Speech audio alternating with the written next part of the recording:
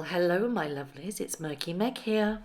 Well, hello. It is Saturday, the 28th of October. And unless you've been living under a rock, there has been swirling allegations with regards to the Byline Times. Now, Byline Times is a bit of a peculiar, I would say, newspaper, but I don't particularly like to call it a newspaper because they don't actually publish any newspapers. Well, they do, but you have to subscribe to it. Well, that's not a newspaper, it's a news media outlet. They released a world exclusive, The Truth About Megxit. When I read this, I thought, oh God, here we go again. They're going to do an expose on us, people that are critical of Harry and Meghan. Well, that in part is a little bit of it, yes, because they've used the but sentinel. I use the word but instead of bot because it's rather appropriate. It's now defunct and it's been debunked on so many different levels. You remember the report that Chris Boozy released, just slandering loads of us Megxit people, and the whole gotcha moment that never really happened. He tried to get it trending worldwide, and it did get some coverage. And yes, they mentioned me by name, my actual official name in some of these media outlet sources, which I thought was a little bit damaging, but there you go. However, they released this world exclusive, The Truth About Megxit, and how Dan Wootton and a cash for leaks scandal split the royal family. Now, there's some controversy with regards to this. It's not the kind of gotcha moment that they think it is. They tried to do it for Dan Wootton, and yes, Dan Wootton has now been suspended from GB News, but not because of this. They did this expose on Dan Wootton, and no police investigation has ever been brought against Dan Wootton, or seems to be in the pipeline at all. And it kind of fizzled out. Everybody got riled up, especially the squad going, Dan Wootton did this, Dan Wootton did that. Well, in fact, it was an ex-jealous lover who spilled the beans. That's not very trustworthy, is it? Which then leads me to believe that the Byline Times is a completely biased media outlet. It was only formed in 2019 and has yet to be published in print. Correction. You could subscribe and they sent you it in print, but as of, I think, this week, you can actually buy it in most outlets, although looking at Twitter, a lot of people are struggling to find it. So I wouldn't say it is breaking the airwaves or media waves as such. And I believe that this particular thing, this bombshell that is supposed to have happened, and I'll be covering that in my next video. I am at the moment going through it with a fine tooth comb and debunking everything that they have said. Basically, they've written all these allegations, but no actual evidence has been proven in the report. But my main issue with this particular expose is the person that wrote it, or one of the people that wrote it, and that is Dan Evans. Who's Dan Evans, I hear you ask?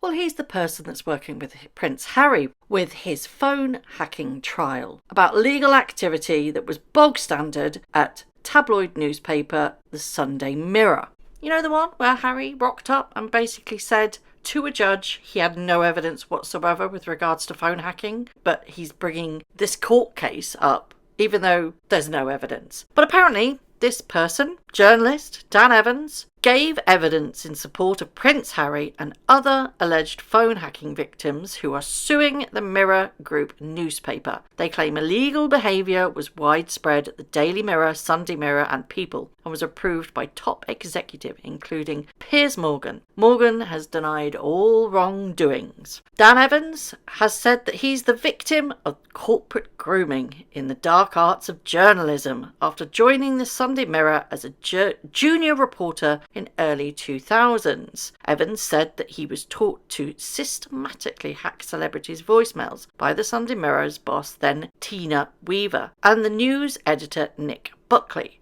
with the knowledge of the newspaper's lawyers. Dan Evans went on to work for the News of the World and later admitted hacking phones and carrying out other illegal activities. He was given a suspended sentence after giving evidence against Rebekah Brooks and Andy Coulson in their phone hacking trials in 2014. That eventually is what led to the News of the World's downfall. Rebekah Brooks, funnily enough, is mentioned multiple times. Very derogatory in Harry's book, The Spare. In fact, Harry branded her an infected pustule on the arse of humanity. He is the one that has done this expose on the royal family themselves. And some of the claims in this document, I say document, I wouldn't call it a news article because there is no factual evidence whatsoever, and it is purely so biased with regards to Harry and Meghan that it's quite laughable. As I read it, there was one thing that kept going over and over my mind. It is so pro-Sussex and anti-monarchy that it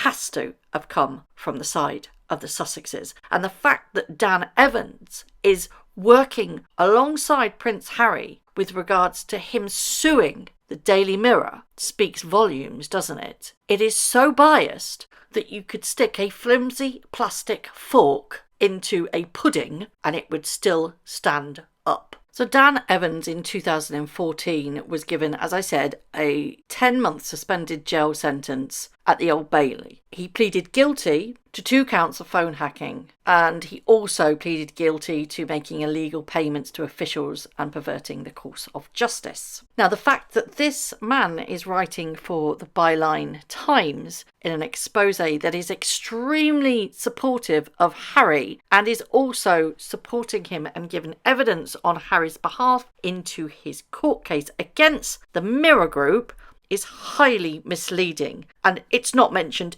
anywhere in this so-called expose. The bias is disgusting. Let me make this very, very clear. He testified for Harry. He has co-authored this damaging so-called expose towards the royal family, claiming lots and lots of times that it was skewed against Harry and Meghan and the monarchy helped push them out. And again, I will be following up in a more detailed video tomorrow, but he is part of Harry's legal team and he is helping Harry fight against the tabloids. Now, it's not a long shot to make that connection because it's all in black and white. He was there in court. Dan Evans was there in court alongside Prince Harry against his case with the Mirror. Now he writes this massive expose into the royal family and Dan Wootton and all the connections with regards to who spilled what, who pushed what, who gave the tabloids information,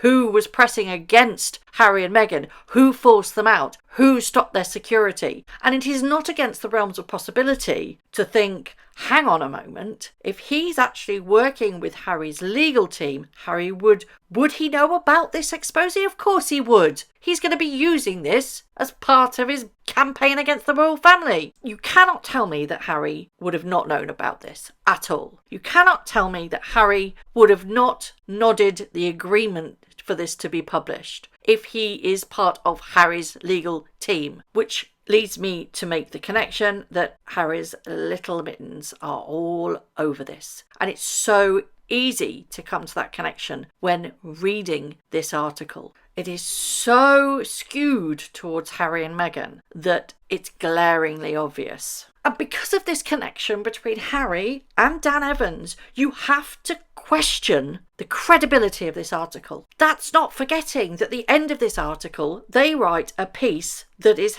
attached at the end called Monetizing Harry and Meghan Hate, the Need for a Truth Algorithm. And as I mentioned before, yes, Chris Boozy, Butt Central, all over it. They refer to that report that gave this as evidence in it. This was supposedly used to prove that there was a connection between all the accounts that are critical of Harry and Meghan. This graph, if you call it a graph, I call it a picture drawn by a 1-year-old, because that's what it actually looks like. This was used as a so-called evidence to prove that the data analysis Bot Sentinel looked at 114,000 Twitter posts about the couple since January 2020 and found 2 things: that 55 accounts had been set up solely to post negative material about them and 20 more accounts had been set up to amplify those messages, and that Twitter algorithm, which suggests people you might want to follow, urged someone who had viewed one hate account to follow several others. But Twitter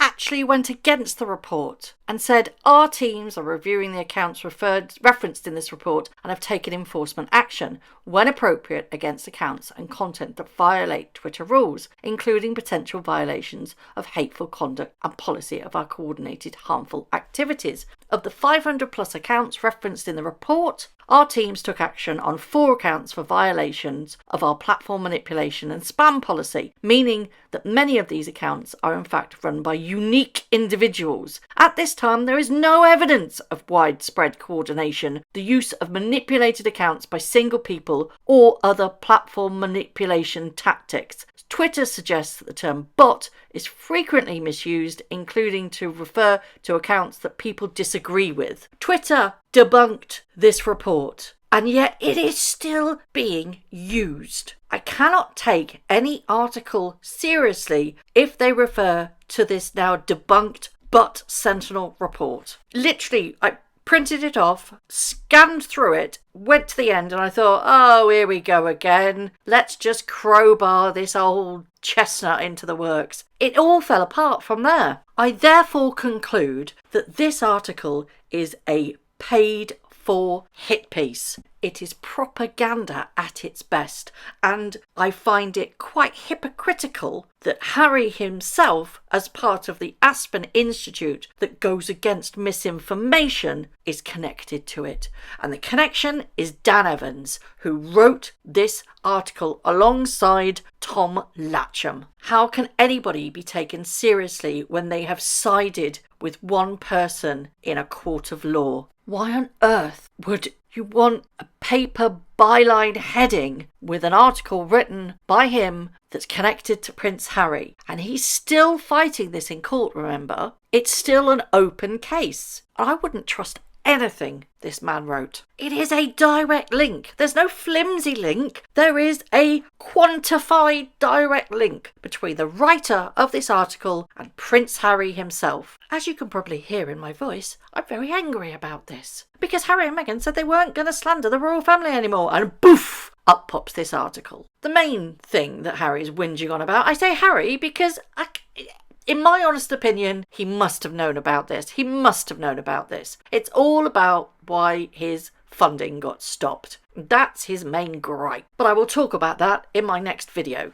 I would love to know your thoughts on this with regards to the connection between Dan Evans, who is helping Harry in his court case against the Mirror, and him writing this expose. And believe me, there is some really damaging things, if you believe them, in the article. But as I've said, there's no evidence that's actually given in the article. It's purely sources. I wonder who those sources are. Can I think? Oh, I don't really have to, do I? So my question to you, the listener, is this a paid hit piece by Prince Harry, connected to Prince Harry? Did he have anything to do with it? Would he have knowledge of this? Do you honestly believe that the fact that Dan Evans is helping him fight in court against the tabloids so publicly, that he goes out and writes this massive so-called expose on the wrongdoings of the royal family and why Prince Harry and Meghan left the royal family, and the fact that they were pushed out, forced out, cut off financially, that there's no connection between the two? Is it a paid hit piece in association with Harry? I'd love